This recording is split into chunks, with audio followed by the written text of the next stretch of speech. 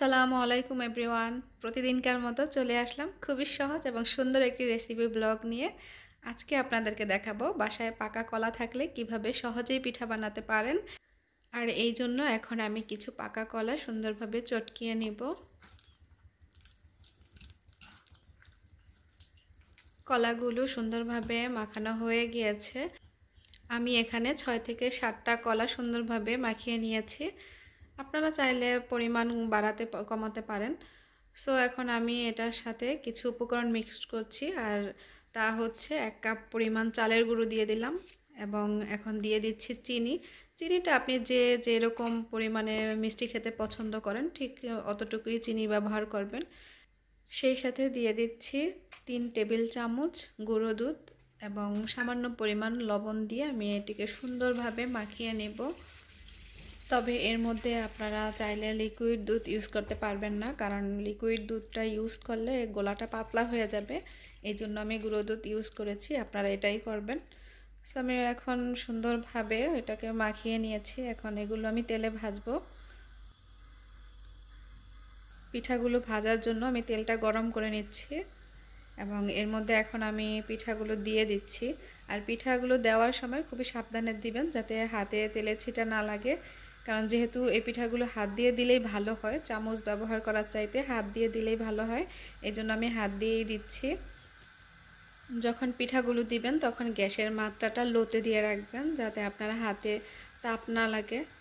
So আমি এখন সুন্দরভাবে সবগুলো পিঠা তেলে দিয়ে নিব।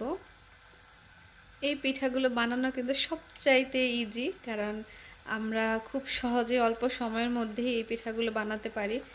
দেখা যায় অনেক সময় আমরা বাজার থেকে কলা নিয়ে আসি, খাওয়া হয় নাই বা খুব বেশি নরম হয়ে গেছে বাসায় থেকে কলাগুলো, তো তখন দেখা যায় কলাগুলো আমরা না ফেলে দিয়ে খুব সহজেই আমরা পিঠা বানিয়ে খেতে পারি।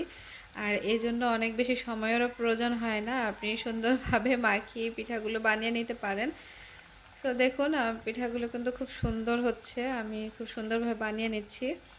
এই পিঠা খেতে আপনারা কে কে পছন্দ করেন তা অবশ্যই কমেন্ট বক্সে জানাবেন। আমাদের বাসায় সবাই তো এই পিঠা খুবই পছন্দ করে, কারণ অনেক সময় আমাদের এই পিঠাটা বানানো হয় যেহেতু সবাই পছন্দ করে। সো এই জন্য বিকেলের নাস্তা হিসেবে আমরা এই পিঠাটাই বানিয়ে খাই। সো যাই হোক, আমার সবগুলো পিঠা ভাজার জন্য এখন আমরা একটু অপেক্ষা করব। তো দেখুন পিঠাগুলো কিন্তু মোটামুটি হয়ে গিয়েছে, সুন্দর একটা কালার চলে আসছে। আর এখন সবগুলো পিঠা উল্টিয়ে আমি অপর পাশটাও সুন্দরভাবে ভেজে নেব।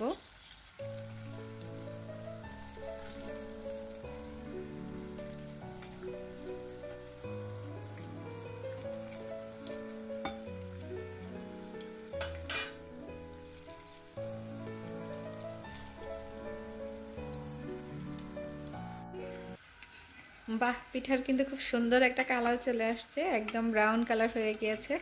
তার মানে আমাদের পিঠাটা সম্পূর্ণ ভাজা হয়ে গিয়েছে। এখন আমরা এটাকে তেল থেকে তুলে নেব।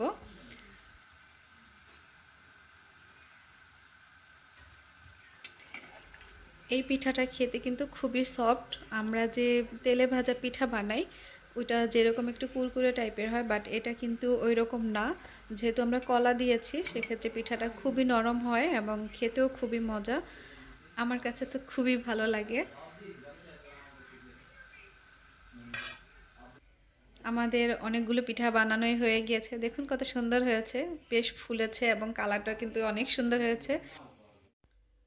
আর এখন একইভাবে আমরা বাকি পিঠাগুলো বানিয়ে নেব। সো দেখতে থাকুন।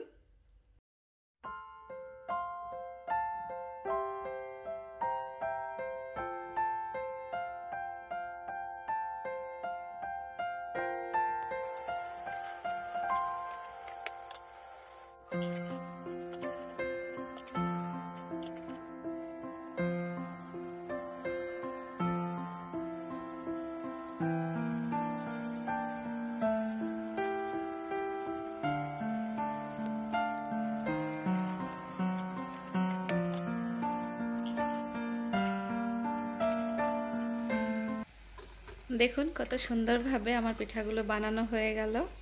এই পিঠা কিন্তু আমি বুলবুলি পিঠা নামে চিনি, আপনারা সবাইকে কি নামে চিনেন তা অবশ্যই কমেন্টস করে জানাবেন। দিশান কি পিঠা খাবে? খাবে তুমি? নাও, এখন ঠান্ডা, নাও।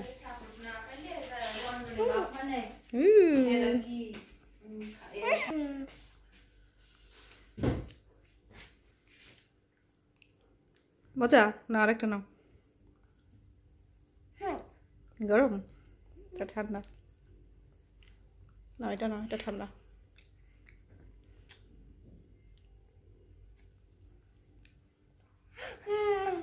গরম, আচ্ছা ঠান্ডা অনেক, তারপরে খেও, ঠিক আছে? সবাই ভালো থাকবেন, আল্লাহ হাফেজ।